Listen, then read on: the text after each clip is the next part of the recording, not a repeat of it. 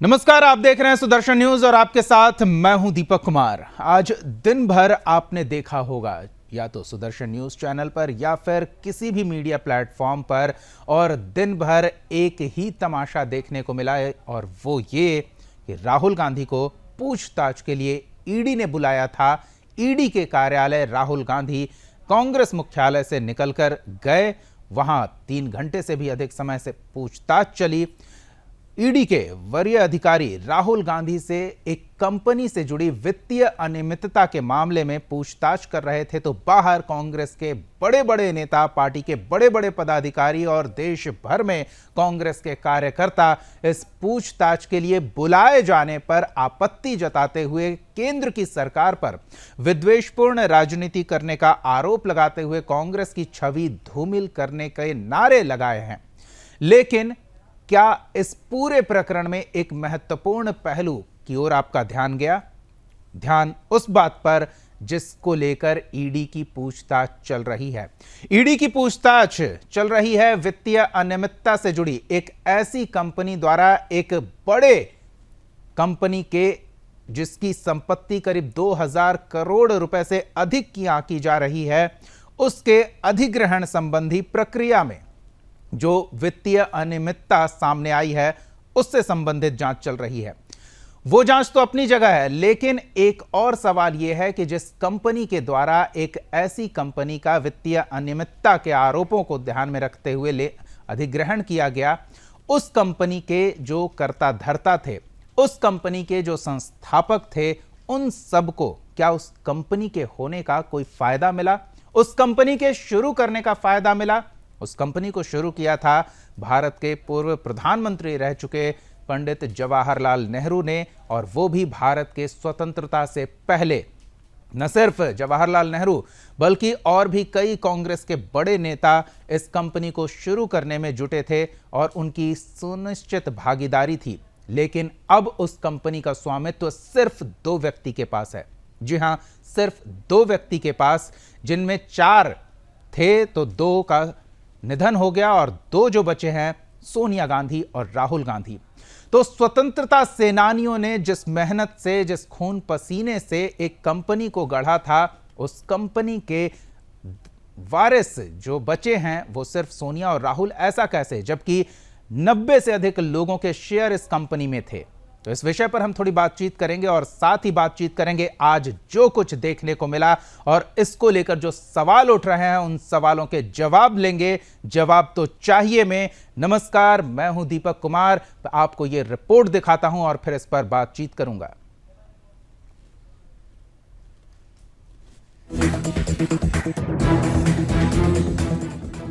Congress party जो स्वयं को देश के संविधान का निर्माता बताती है, कांग्रेस पार्टी जिसने देश पर 60 वर्षों तक राज किया है, जिसे हम राज कह रहे हैं, अगर उसे घोटालों का दौर कहा जाए तो भी गलत नहीं होगा। कांग्रेस की सरकारों के तहत घोटालों की सूची इतनी लंबी है कि कभी खत्म नहीं होती। ये घोटाले भी कोई छोटे मोटे घोटाले नहीं हैं, बल्कि इतने बड़े घोटाले हैं कि कैलकुलेटर भी कहने लगता है भैया हमसे ना हो पाएगा। कांग्रेस की अगुवाई वाली यूपीए सरकार हमेशा किसी न किसी घोटाले की खबरों में सुर्खियों में रही। इस दौरान साल दर साल घोटालों की संख्या बढ़ती चली गई और देश कंगाल होता चला गया। चाहे वो बोफोर्स घोटाला हो, कोयला घोटाला हो, 2G घोटाला हो, कॉमनवेल्थ गेम घोटाला हो या अगस्ता वेस्टलैंड और नेशनल हेराल्ड घोटाला, कांग्रेस का शासन भ्रष्टाचार के काले नगीनों से सजा हुआ है। आज भ्रष्टाचार को लेकर ही पूरी कांग्रेस सड़कों पर है। सत्याग्रह के नाम पर कांग्रेस भ्रष्टाचार का सीधा समर्थन कर रही है। ये घोटाला कोई आम घोटाला नहीं है, बल्कि इसका सीधा संबंध नेहरू गांधी परिवार से है। नेशनल हेराल्ड घोटाले में आज ईडी ने राहुल गांधी को पूछताछ के लिए बुलाया तो पूरी कांग्रेस भड़क पड़ी। राहुल गांधी ईडी दफ्तर पहुंचते उससे पहले ही कांग्रेस का खेमा सड़क पर पहुंच गया। ईडी ने कहा राहुल गांधी हाजिर हों, लेकिन राहुल के समर्थकों ने कहा हम हाजिर हैं, ये दलील देने के लिए कि सरकार बदले की राजनीति कर रही है। सवाल उठता है कि जब गांधी परिवार पर जांच की बात आएगी तो क्या कांग्रेस पार्टी सियासी मार्च करेगी? भ्रष्टाचार में समन का सामना करना होगा तो क्या शक्ति प्रदर्शन करेगी? नेशनल हेराल्ड घोटाले में 10 जनपद के मां बेटों से सवाल पूछा जाएगा तो कांग्रेस बवाल करेगी। क्या गांधी परिवार देश के संविधान या कानून से ऊपर है? क्या राहुल सोनिया को ये वीटो पावर है कि वह YIL के माध्यम से 2000 करोड़ से ज्यादा के नेशनल हेराल्ड मात्र 50 लाख में हथिया ले, फिर भी उनसे पूछताछ नहीं की जा सकती।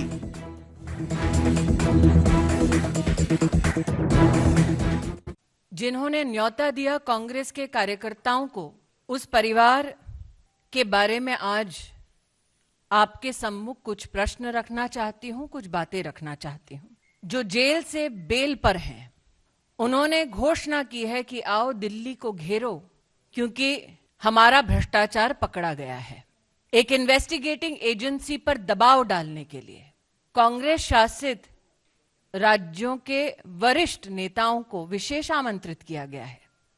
इन्वेस्टिगेटिव एजेंसी के ऊपर दबाव डालना खुलेआम, कांग्रेस की इस रणनीति को आप क्या नाम देंगे?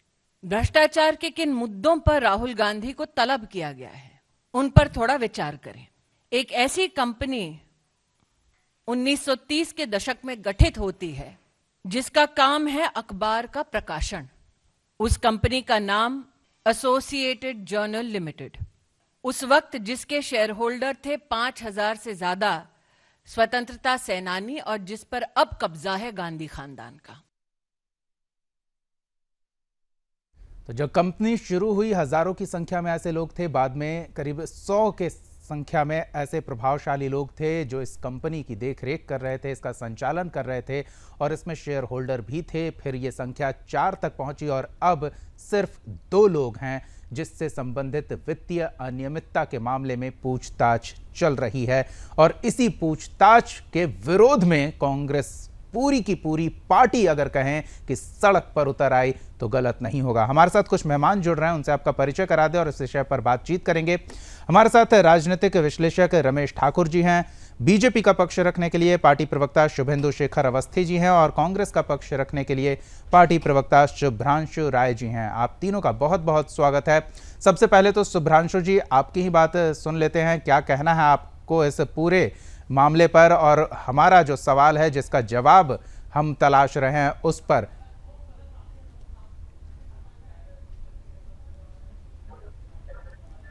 चलिए, शुभ्रांशु जी के पास संभवतः आवाज नहीं जा रही है, तो एक निष्पक्ष प्रतिक्रिया पहले ले लेते हैं, फिर राजनीतिक खींचतान तो लंबी चलेगी। रमेश जी, क्या कहेंगे आप? पूरे मामले को अगर देखो जी, तो 2 चीजें सामने आती हैं। पहला तो ये है, अगर किसी आम आदमी के ऊपर ईडी, सीबीआई किसी तरीके से अगर कोई जांच होती है तो नॉर्मली होती है, उस पर कोई हंगामा नहीं करता है। और वही अब जब किसी बड़े नेता के ऊपर अगर ये चीजें हो रही हैं, पूरी पार्टी उनके पीछे खड़ी हुई है। क्यों भाई? अगर इस तुलनात्मक अगर आप देखो तो आम आदमी और खास आदमी में कोई फर्क नहीं होता है, होना चाहिए। ईडी ने अगर उनके ऊपर कोई भी जांच बैठाई है, जमानत पे है और सारी चीजें चल रही है, अगर पूछताछ के लिए इन्वेस्टिगेटर के लिए उनको बुलाया गया है तो आपको अपनी चीजों को रखनी चाहिए, बतानी चाहिए। उसके पीछे ये बवाल काटना, और पूरे देश की पुलिस आज लगी हुई है और पूरे देश के कांग्रेसी कार्यकर्ता लगे हुए हैं, तो मुझे ये बात ना, ये इनका विरोध पच नहीं रहा। ये विरोध अगर अच्छे के लिए आप करो, महंगाई के लिए करो और रोजगार के मुद्दों के लिए करो तो बनता है। लेकिन जब आपके नेता के ऊपर कोर्ट का जो मामला है, मामला कोई आज का नहीं है, पुराना मामला है, राहुल गांधी जमानत पे हैं, उसके बाद में ये चीजें चल रही है, तो लगातार अगर ये चीजें चल रही है तो अगर आपको लगता है, आप ऊपरी अदालत में आप जाओ, कोर्ट में जाओ, आप अपनी को बात रखो कि आपके साथ में गलत हो रहा है, और गलत हो रहा है तो किस तरीके से, तथ्यों के साथ में आप बताओ।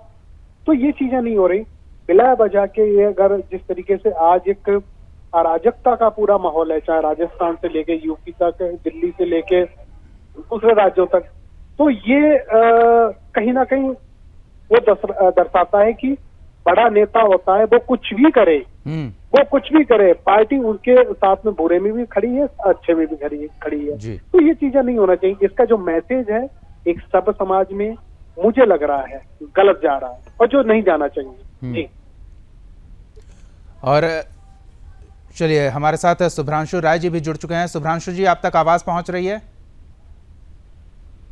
आवाज पहुंच रही है जी। शुभ्रांशु जी, हमने थोड़ी बातचीत की और भूमिका भी दी इस कार्यक्रम की, उन सवालों के बारे में भी बात किया जिनके जवाब हम तलाश रहे हैं। एक बड़ा सवाल ये कि अगर किसी संस्था के वित्तीय लेन देन में अनियमितता की जांच कोई एजेंसी कर रही है तो इसमें तथ्य सामने रख के अगर आप निर्दोष हैं तो खुद को निर्दोष साबित कर लें। इसके लिए ये हंगामा क्यों खड़ा किया जा रहा? दीपक, दो तीन चीजें हैं। एक तो मेरा नाम शुभ्रांशु है, शुभ्रांशु नहीं, एक ठीक करा लीजिए। और दूसरा, मैं प्रवक्ता नहीं हूँ कांग्रेस का, मैं सिर्फ कांग्रेस का एक कार्यकर्ता हूँ। जी प्रवक्ता जी, मैं ठीक करवा लेता हूँ शुभ्रांशु जी। प्लीज।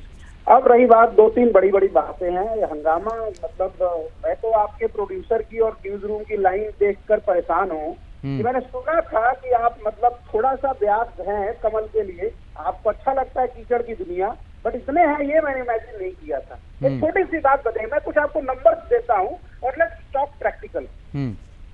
नेशनल हेराल्ड के बारे में आप चर्चा कर रहे हैं, वो चर्चा election management department Narendra Modi ji का, जिसको हम छोटी भाषा में ईडी कहते हैं, आपके हिसाब से उसको इलेक्शन डराउ डिपार्टमेंट भी आप कह सकते हैं। नहीं, वो जो कहेंगे आप कहेंगे, हम तो सिर्फ एनफोर्समेंट डायरेक्टोरेट या प्रवर्तन निदेशालय जानते हैं। दीपक जी, मैंने आपका पैकेज सुना है, मुझे जवाब देने दीजिए। जी, क्योंकि बात बीच में रहेगी तो फिर बिल्कुल नहीं जी, नहीं चल पाएगा कि नहीं, आप जो कहना चाहें आप कह सकते हैं, लेकिन आप वो शब्द हमारे मुंह में डालकर सामने रखें तो ये हम कैसे समझेंगे?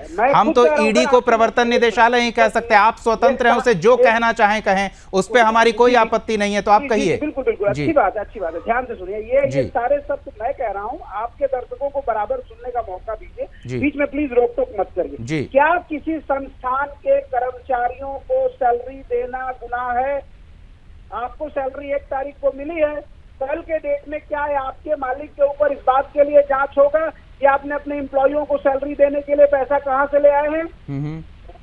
नेशनल हेराल्ड अखबार आज का नहीं है, ये वो अखबार है जिसने अंग्रेजों की नाक में पसीना कर रखा था, और ये वो अखबार है जो नरेंद्र मोदी और अमित शाह की नाक में पसीना कर रखता है। बिल्कुल, ये वो भी अखबार है जिसके 5000 साझेदार थे, फिर 100 बचे, फिर 4 बचे, और अब सिर्फ 2 ही बचे हैं। बाकी साझेदारों की संपत्ति, बाकी साझेदारों की जो हिस्सेदारी थी वो कहां गई, इसका भी कोई हिसाब नहीं है। दीपक जी, हम चाहे एक बच जाए, आपकी तरह देश में आग तो नहीं लगाएंगे ना। आपको नहीं, लेकिन जो ट्रायल कोर्ट में होना चाहिए, जो सबूत आपको ईडी के समक्ष पेश करना चाहिए, वो नेशनल चैनल पर बैठकर देने से कोई फायदा नहीं है ना सर। आप ये Bharatiya Janata party television channel है क्या? आपने पत्रकारिता बिल्कुल घर पे छोड़ दिया है। नहीं तो आप यहाँ बैठकर हम कोर्ट का नहीं, हम कोर्ट लगाकर नहीं बैठे हैं ना कि आप साक्ष्य और सबूत पेश करेंगे हमारे सामने, वो आप जांच एजेंसियों को देंगे ना, आप सिर्फ पक्ष रखिए। दीपक, अगर आप मुझे बोलने नहीं देंगे तो मैं आपसे बहस करने नहीं आया। नहीं, बिल्कुल, हम भी बहस नहीं करना चाहते, हम तथ्य सामने आए और पक्ष पार्टी का सामने आए, इसीलिए तो आमंत्रित किए हैं आपको। कैसे नहीं सुनेंगे आपको? लेकिन हम यहाँ कोर्ट लगाकर नहीं बैठे हैं, बस यही कह रहे हैं जी। दीपक कुमार, आपने तथ्य दिया, मेरा तथ्य अपने दर्शकों के पास जाने तो दीजिए, बार बार आप रोक टोक क्यों कर रहे हैं? एक संस्थान जिसको 2002 से 2011 तक जिनके कर्मचारियों की सैलरी नहीं मिल पा रही थी, जिसके ऊपर 90 करोड़ का कर्जा हुआ था, उस संस्थान का नाम है नेशनल हेराल्ड। ये तो आपको पता है ना, हिंदुस्तान में मीडिया इंडस्ट्री, अखबार और मैगजीन सबसे बड़ा घाटे का सौदा होता है, सबसे बड़ी दिक्कत होती है। क्या किसी कर्मचारी को तनख्वाह देना गुनाह है? एक बात बताइए। बिल्कुल नहीं है तो अभी आप डिक्लेयर करिए कि आप सब लोग की सैलरी नहीं लेंगे। नहीं, मैंने कहा बिल्कुल नहीं जी। दीपक जी बोल देना, फिर आपसे बात कीजिए तो मैं आपको आराम से सुनूंगा जी। दूसरी इंपॉर्टेंट बात, मैंने जैसे बताया कि ये वो अखबार था जिसने अंग्रेजों की नाक में दम कर दिया था। ठीक है। आज ये वो अखबार है जिसने भारतीय जनता पार्टी नरेंद्र मोदी और अमित शाह की नाक में दम कर दिया, क्योंकि जब जब उनको तकलीफें होती है, उनका जो इलेक्शन मैनेजमेंट डिपार्टमेंट है, इलेक्शन कराने वाला डिपार्टमेंट, ईडी और सीबीआई, उसको वो आगे कर देते हैं। अब आपके दर्शकों के पास एक बात जानी चाहिए, 90 करोड़ रुपया जो कांग्रेस पार्टी ने नेशनल हेराल्ड को दिया, ये कड़वी सच्चाई है। इसमें 67 करोड़ रुपए, 6 और 7, 67 करोड़ रुपए तो सिर्फ सैलरी बांटी गई कर्मचारियों की, उनका वीआरएस बांटा गया जो उनका ड्यू था। ये बताइए, कर्मचारियों की सैलरी बांटना गुनाह है? इसके बाद बचते 23 करोड़ रुपए। 23 करोड़ रुपए में उस संस्थान का बिजली का बिल, उसका बिल्डिंग मेंटेनेंस, ये सब किया गया एक साथ। बताइए कहाँ गुनाह है? और अगर गुनाह था, एक मिनट, अगर गुनाह था तो 2015 में इसी केस को उस समय के तत्कालीन वित्त मंत्री अरुण जेटली जी ने क्लोज करके कैंसिल कर दिया था। तब भी खत्म हो गया था केस, क्योंकि केस में कुछ था ही नहीं। अब नरेंद्र सरकार को जब जब तकलीफें होती है तब उनको राहुल गांधी, सोनिया गांधी, प्रियंका गांधी दिखते हैं। एक और बात बताइए, आप ये जो शेयर ट्रांसफर आपका मैंने पैकेज देखा, शहीदों का है और सेनानियों का कुछ आपने पैकेज लाइन बनाया था। एक बात बताइए, जिस कंपनी को शेयर ट्रांसफर किया है आपको पता है वो कैसी कंपनी है? वो नॉन प्रॉफिट ऑर्गेनाइजेशन ट्रस्ट है, एनपीओ। जानकारी है एनपीओ के विषय में? और क्या आपके साथ थोड़ा फैक्ट को पढ़ लिया करिए, क्या उस एनपीओ कंपनी से एक सिंगल रुपया पैसा भी कभी राहुल जी, सोनिया जी, प्रियंका जी के अकाउंट में गया हुआ है? सर किसी संस्थान को अगर आप कर ईडी वही जांच कर रही है ना। सुभ्रांश जी आपने 2 मिनट कहा, 3 मिनट नहीं। सुभ्रांश जी और भी हमारे साथ मेहमान है ना, उनको अगर बोलने का मौका नहीं देंगे तो फिर वो जैसे आप हम पे आरोप लगा रहे हैं। मुझे अपनी बात पूरी 3 मिनट आपके लिए हमने दी है। प्रॉब्लम है, एक मिनट सुन लीजिए जी। जब संस्थान को उन्होंने दिया, संस्थान के ऊपर कर्ज खड़ा था, कर्ज का राइट ऑफ होने के लिए उस संस्थान के शेयर जिस कंपनी में ट्रांसफर किए गए वो एक नॉन प्रॉफिट ऑर्गेनाइजेशन है। इतनी सी बात है। इसके बावजूद नहीं तो ये तो व्यापार में सबसे बड़े घाटे का सौदा हुआ ना। 4 रहे, 40 रहे या फिर 400 बनेंगे, लेकिन हम कभी भी देश में आग नहीं लगाएंगे, संवैधानिक संस्थाओं को अपने हिसाब से काम नहीं कराएंगे। बाकी जैसा आपको सोच रहे हैं आप सोचिए। जी बोलिए अब आप। चलिए, नहीं हम नहीं बोलेंगे, हम सीधे शुभेंदु जी के पास चलेंगे। क्या कहेंगे आप? आपने पूरी बात सुनी है, एक निष्पक्ष प्रतिक्रिया रमेश जी की सुनी और सुभ्रांश जी ने क्या कहा ये भी सुना आपने। अब क्या कहेंगे शुभेंदु जी? देखिए, ये लोग सुभ्रांत जी और ऐसे जो कांग्रेस के नेता हैं वो बिल्कुल मानसिक विकलांगता की ओर पहुंच गए हैं। उनसे प्रश्न कुछ और पूछा जा रहा है, जवाब वो कुछ और दे रहे हैं। नहीं, जो उनको कहना होगा। जी, तो कहां से आई ये बताएंगे नहीं। यंग इंडिया 6 महीने पहले कंपनी चालू करते हैं जिसमें 38% सोनिया गांधी का, 38% राहुल गांधी का, और जो बैलेंस बचा है ऑस्कर फर्नांडिस और मोतीलाल वोरा का। वो कंपनी जो 6 महीने पहले चालू हुई है, वो नेशनल हेराल्ड जो कंपनी है, एसोसिएट जनरल लिमिटेड जी, AJL, उसको टेक ओवर करती है, जिसकी प्रॉपर्टी 2000 करोड़ है जी। और पैसा कौन देता है? कांग्रेस पार्टी। और बिल्डिंग किसके नाम होती है, कंपनी किसके नाम होती है? राहुल गांधी और सोनिया गांधी की। जनाब, क्या बात कर रहे हो यहां पर चैनल में बैठ के, और किसको सुना रहे हो? अरे भैया, ये 50 लाख में 2000 करोड़ की कंपनी खरीद सकते हो क्या? बिल्डिंग बेचने का तनख्वाह देना गलत नहीं है, तनख्वाह देके कब्जा करना गलत है। तो क्रांति जी जब आप बोल रहे थे तब मैं नहीं बोल रहा था। अब शांत होकर सुनिए, अनपढ़ों की तरह शांत होकर सुनिए। पहले प्रवक्ता की तरह बात 3 मिनट आप बोल रहे हो, 2.5 मिनट में जवाब नहीं दे पाओगे। भाव है, आप पढ़े लिखे लोगों अब पहले सुन लो मेरी बात। बताइए, बिल्डिंग मौजूद है, हमको इन चीजों को समझाओ। 1 मिनट, वो नरेंद्र मोदी की निजी संपत्ति नहीं पहले है। बात नहीं, बीच में मत बोलो। सुभ्रांश जी, आप बोल रहे थे तब मैं नहीं बोल रहा था। मैं ये कह रहा हूँ, सुभ्रांश जी, अगर शुभेंदु जी गलत बोल रहे हैं तो ये ईडी के सामने स्पष्ट हो जाएगा और उसके बाद आप इन्हें आराम से कॉल करके बता दीजिएगा कि शुभेंदु जी आप झूठ बोल रहे थे। अभी इन्हें बोलने दीजिए, हमने आपको पूरा समय दिया, थोड़ा इन्हें बेरोक टोक बोलने दीजिए, फिर आपके पास आते हैं। जनता पार्टी में पढ़े लिखे लोगों का अभाव है, ये क्लियर बात है। अरे साहब, आप ज्यादा पढ़े लिखे हो, मैं तो कह तो रहा हूँ। आप ही लोग ऐसा कर सकते हो। राहुल गांधी, सोनिया गांधी, प्रियंका गांधी किसी के लिए हुआ है? नहीं, ये जो ट्रांसफर, शेयर ट्रांसफर एक एनजीओ को बताया गया है, जिस तरह से सुभ्रांश जी। सरकार देखने का काम नरेंद्र मोदी कर रहे हैं। अरे यार, आप सुनोगे नहीं, चिल्लाते रहोगे। आपको अच्छा हुआ प्रवक्ता नहीं बनाया गया। आप दूसरे की तो सुनो पहले। आप जब बोल रहे थे तब मैं बोल रहा था क्या? अब सुभ्रांश जी, वही मैं कह रहा हूँ, अलग से आपको समय दिया गया और हमारे मेहमानों ने भी पूरे संयम का परिचय दिया। थोड़ा संयमित आप भी रहें। आपकी भूमिका मैं उनके साथ निभाना चाहता हूँ। जैसे आप मुझे टोक कर रहे थे, मैं चाहता हूँ कि आपके दर्शकों को हर पल तक नहीं तो फिर इन्हें भी ज्यादा समय देना पड़ेगा ना, इनके लिए थोड़ा कम समय है, और भी मेहमान है हमारे साथ। चलिए रमेश जी के पास चलते हैं। शुभेंदु जी, थोड़ा आप सब्र कर लीजिए, आप बोलेंगे तो ये शायद बोलने देने का इरादा नहीं रखते हैं, और यही इनका इरादा है जो आज सड़कों पर देखने को मिला कि एजेंसियों की कार्रवाई को भी किसी तरह से रुकवाया जाए। कोई भी इनके विरुद्ध अगर कोई आवाज उठता दिखे तो उसे चुप कराया जाए, और किसी भी तरीके से चुप कराया जाए। ऐसा नहीं है सुभ्रांश जी, तो थोड़ा संयम रखें और हमारे अन्य मेहमानों को भी थोड़ा बोलने का समय दें। शुभेंदु जी, मैं एक ही चीज कहता हूं, यदि आप इतने साफ सुथरे हो, सब कुछ बिल्कुल क्लियर है, 2000 करोड़ की प्रॉपर्टी को हड़पना नहीं चाहते हो तो आप ईडी को जवाब दो। इसके जवाब देने के लिए सभी जगह की चीफ मिनिस्टर को क्यों बुलाया गया?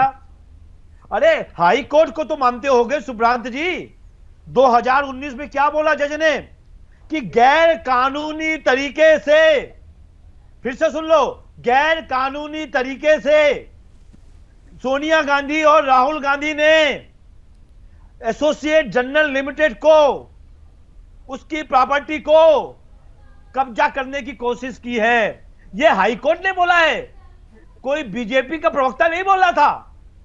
तो जनता को क्या सुनाना चाहते हो आप बैठ के वहां पे? नहीं शुभेंदु जी, आप कैसे कह रहे हैं? सुब्रांश जी तो कह रहे हैं कि कोर्ट कचहरी थाना पुलिस सब कुछ बीजेपी ही बीजेपी, और ऐसा कुछ है नहीं अब देश में बचा।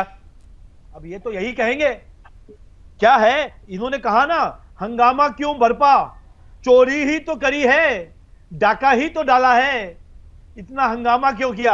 आप डाका भी डालो, आप चोरी भी करो, और उसके बाद कोई क्वेश्चन भी ना पूछे, और क्वेश्चन पूछे तो आप दादागिरी करो। यही कांग्रेस की निशानी है, और इसी तरीके से आप चलते आए हो। आज आपने भ्रष्टाचार बढ़ाने के लिए जो रैली की है वो पूरी भारत की जनता ने देखा है। रमेश जी, जिस तरह से शुभेंदु जी कह रहे हैं कि भ्रष्टाचार के साथ कांग्रेस है, किस तरह से है, और कांग्रेस के कार्यकर्ता किस तरह से भ्रष्टाचार पर अगर कोई रोक लगाने की कोशिश करता है तो उन कोशिशों के आगे अड़ंगा लगाया जाता है, क्या इस आज के प्रकरण से यही साबित होता है? आपको क्या लगता है?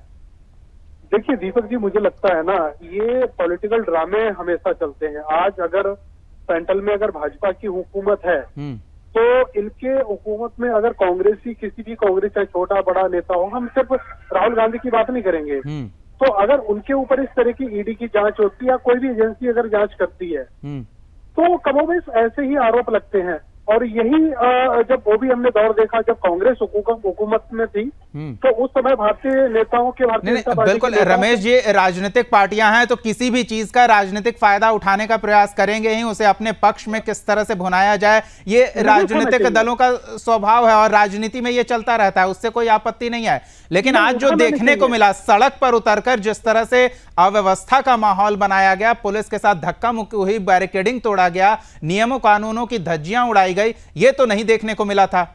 दीपक जी, मुझे लग रहा है कि ये इस तरह के नहीं होनी चाहिए। मैं उसी पे आना चाह रहा था जी। ये चीजें बिल्कुल नहीं होनी चाहिए। अगर पॉलिटिकल पार्टियां ये समझती हैं कि हंगामा काट के हमें कुछ से कुछ सहानुभूति में देश से या जनता से मिल जाएगी, तो ऐसा उनका सोचना मुझे लग रहा गलत है। क्योंकि आज की डेट में हर एक व्यक्ति के अंदर एक पॉलिटिकल जागरूकता है और राजनीति को समझता है, जानता है, और अच्छे बुरे की हर चीज को उसको पहचान है।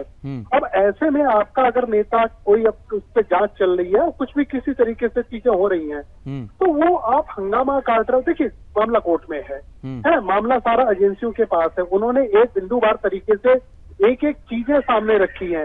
अनियमितताएं कहाँ हुई, पैसों का लेन देन कहाँ से हुआ। भाई अगर ये चीजें ना होती तो राहुल गांधी ने पहले जमानत क्यों ली थी? तो उस समय भी हंगामा काटना चाहिए।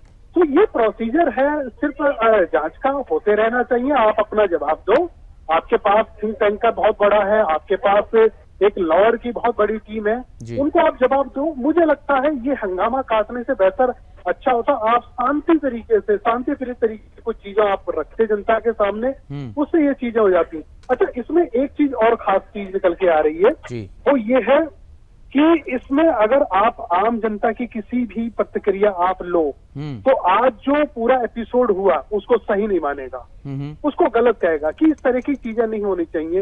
ये वैसे ही हमारे देश में नई चीजें, नई खुरापातें हो रही हैं, उसमें ये अराजकता जैसे माहौल, पुलिस प्रशासन को परेशान करना, सब चीजों को करना, तो ये भी नहीं होना चाहिए था। तो ये सारी चीजों को देख के बड़ा और रमेश जी, ये सब ठीक है, एक कारोबारी लेन देन, सीधे कंपनी की बात पर आ जाते हैं। आप कारोबार से जुड़े हों या ना जुड़े हों, इतनी समझ तो किसी भी व्यक्ति को है कि अगर 200 करोड़ की संपत्ति है और उस पर 100 करोड़ के आसपास, 100 चलिए 200 करोड़ के आसपास कर्जा भी आ जाए तो उसका मालिकाना हक किसी को कोई नहीं देगा। उसका एक छोटा सा हिस्सा निकालकर वो कर्ज चुकाने वाली स्थिति में आ सकता है, लेकिन ये मालिकाना हक ही दे रहे हैं किसी को, तो यही तो सब कुछ गड़बड़ प्रतीत हो रहा है। रमेश जी, तो यही तो पकड़ी गई, ये जो चीजें आपने बताई है जी, तो ईडी ने इसी को तो वाच आउट करा है, इसी चीज को पकड़ा है।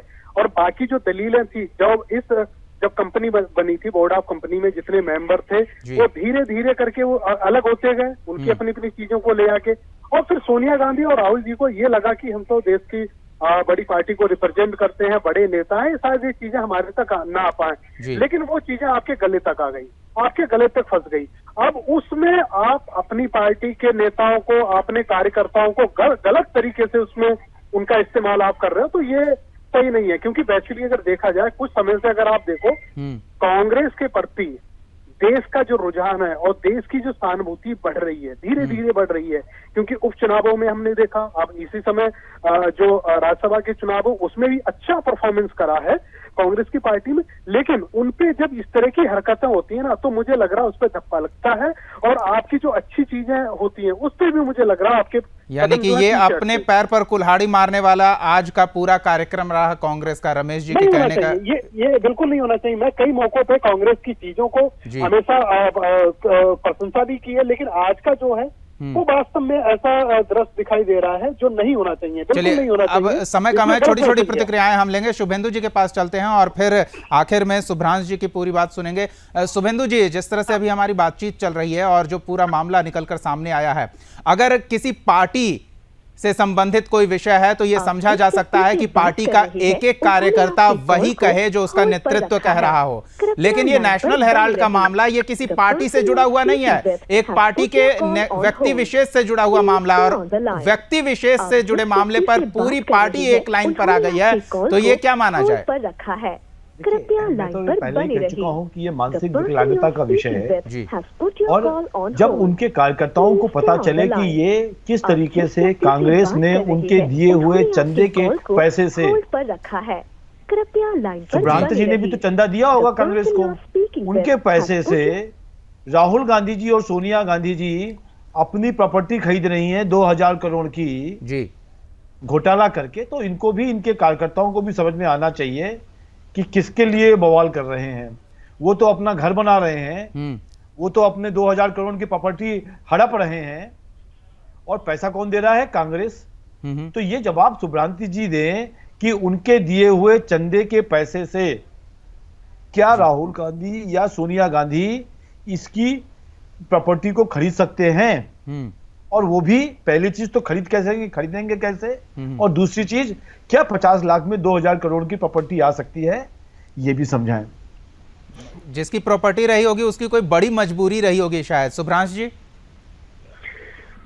देखिए दीपक जी, 2-3 बड़ी बातें हैं। सबसे पहले तो आप बात कर रहे थे दिल्ली पुलिस और अपना होर्डिंग बोर्डिंग का क्या हो रहा था। सबसे बड़ी बात बताइए, 10,000 जवानों को आज दिल्ली में क्यों डिप्लॉय किया गया था? क्या नरेंद्र मोदी और अमित शाह इतने डरते हैं साधारण लोगों से? क्या सत्याग्रह का जवाब दो, कहीं जगह पे जाना गुनाह है? प्रश्न का जवाब तो गोल मत घुमाओ। शुभ्रांश जी 2-3 छोटी छोटी बातें, आप बड़ी बातें बता रहे थे, मैं 2-3 छोटी बातें आपके सामने रखूंगा और चाहूंगा कि उसके बाद आप अपने वक्तव्य को आगे रखें। राहुल गांधी को ईडी कार्यालय बुलाया गया था, कांग्रेस शासित राज्यों के मुख्यमंत्री, पार्टी के सभी बड़े पदाधिकारी, सांसद, विधायक और बड़े पार्टी के नेता और देश भर से आए कार्यकर्ता किस बात की पूछताछ, किस बात का जवाब देने पहुंचे थे? दूसरी बात, जब 10,000 लोग राष्ट्रीय राजधानी में एक जगह इकट्ठा हुए, यही कहा जा रहा था कांग्रेस नेताओं द्वारा सुबह जो हम प्रतिक्रियाएं सुन रहे थे कि देश भर से 10,000 लोग पहुंचे हैं इसके विरोध में, तो अव्यवस्था की स्थिति उत्पन्न ना हो इसके लिए पुलिस नहीं रहेगी क्या? अगर वीआईपी एरिया में आप बैरिकेडिंग तोड़ने का प्रयास करते हैं तो वहां पुलिस रोकने नहीं जाएगी क्या? ये कुछ छोटी बातें थी जो मैंने आपके समक्ष रखी। अब आप अपनी बड़ी बातें बताएं। अब आप इन छोटी बातों का रिप्लाई कर लीजिए। दिल्ली को छावनी में तब्दील करने का काम नरेंद्र मोदी और अमित शाह ने क्यों किया? क्या हर व्यक्ति का लोकतांत्रिक अधिकार नहीं है सत्याग्रह करना और अपने नेता के साथ मार्च करना? बिल्कुल करें, लेकिन जिस रास्ते पर जाना मना है उसी रास्ते पर क्यों जाना? एक मिनट हो गया ना, छोटी बात सर, जवाब तो लीजिए, समझिए तो सही कि नरेंद्र मोदी और अमित शाह कितना डरते हैं। ये नेशनल हेराल्ड अखबार है सर, आज भी चल रहा है, बंद नहीं हुआ है। और एक दिन बिल्कुल यही नेशनल हेराल्ड है जिसका चरित्र स्वतंत्रता से पहले और स्वतंत्रता के बाद तक नहीं बदला, और वो है कि जो बाहरी शासन देश पर था, चल रहा था, उसके विरोध में आवाज उठा रही थी ये अखबार, और आज जो लोकतांत्रिक व्यवस्था से चुनी हुई सरकार है उसके विरोध में भी षड्यंत्र कर रही है ये अखबार, ऐसा कहा जा रहा है। अरे सुन तो लीजिए मान्यवर, तब इस अखबार को अंग्रेज नहीं चलने देते थे, आज उन अंग्रेजों की माफीगीर औलादे नहीं चलने देती हैं जो उनकी जासूसी किया करते थे। नहीं, आप कुछ भी कहें और हम सुनते रहें सुभाष जी। ऐसा नहीं चलेगा भैया।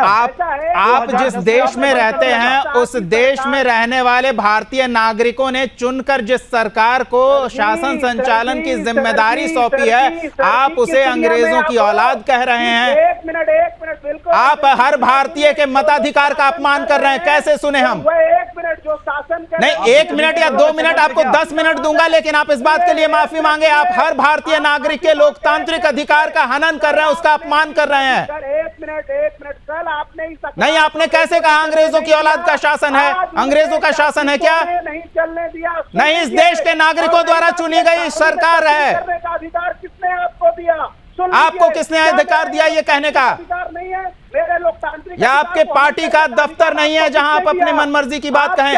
हम इस देश के नागरिकों के सम्मान की सुरक्षा के लिए संघर्ष कर रहे हैं और आप कह रहे हैं कि इस देश के नागरिकों ने अपने मताधिकार का प्रयोग करके जिसे शासन संचालन की जिम्मेदारी सौंपी है वो कोई बाहरी है। बाहरी तो आपके पार्टी में बैठे हैं लोग। कहां से लेकर आए हैं? कौन बैठा हुआ है बाहरी? आप बताइए। कौन बैठा हुआ? तो कौन बैठा है दिल्ली के गद्दी पर बाहरी? अंग्रेज की औलाद बैठा है।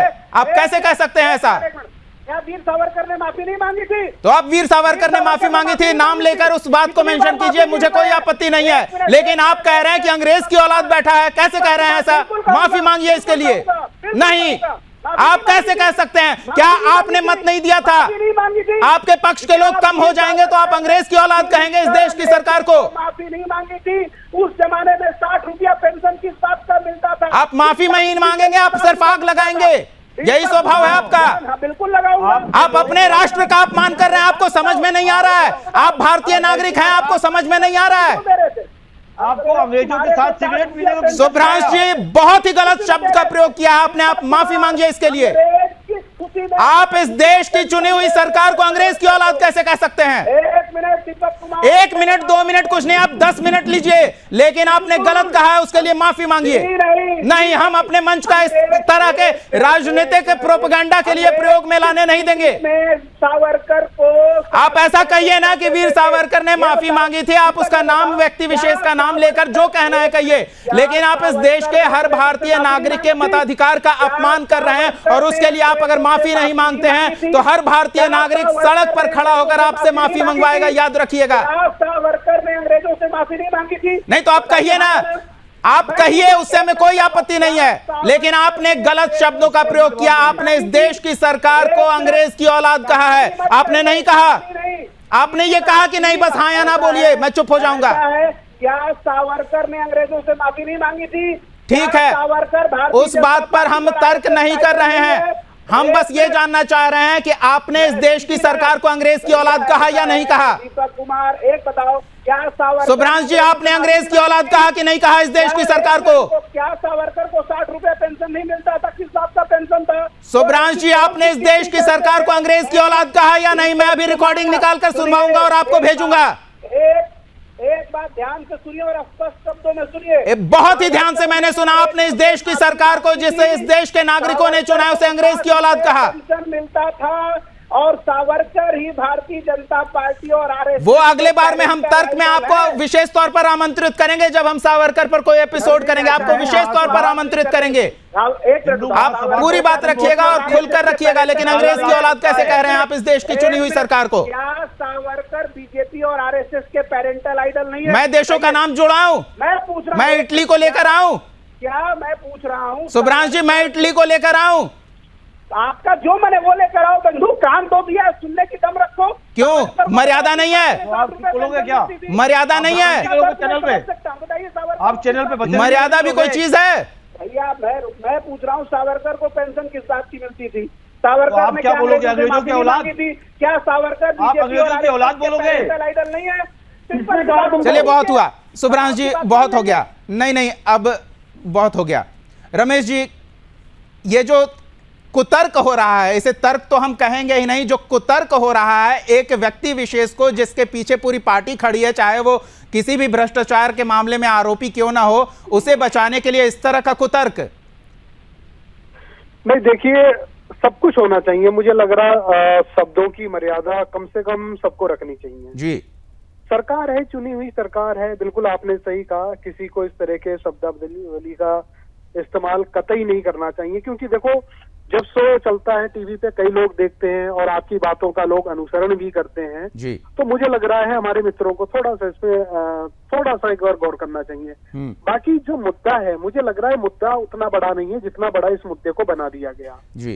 इसको बहुत बारीक से और बहुत ही गंभीरता से लिया जाना चाहिए था, और कांग्रेस के पास बड़ा एक थिंक टैंकर है, उनके पास कई लोग ऐसे हैं जो उनको सलाह दे सकते थे इस केस को काउंटर जवाब देने के लिए। लेकिन रमेश जी, ऐसा लग रहा है वो थिंक टैंक में कहीं लीकेज हो गया है और वो टैंक पहले से ही खाली हो चुकी है। वही सारी चीजें, और इतनी बातें होने के बावजूद में ये आप अरे ठीक है, वहां पे आपकी कोई फांसी थोड़ी लगी जा रही है और कि आज ही आपको गिरफ्तार करके भेज दिया जाएगा। नहीं, कोई हमसे सवाल कैसे कर सके, ये एटीट्यूड यहाँ दिख रहा है कि कोई हमसे सवाल कैसे कर सके। बहरहाल वक्त का अभाव है।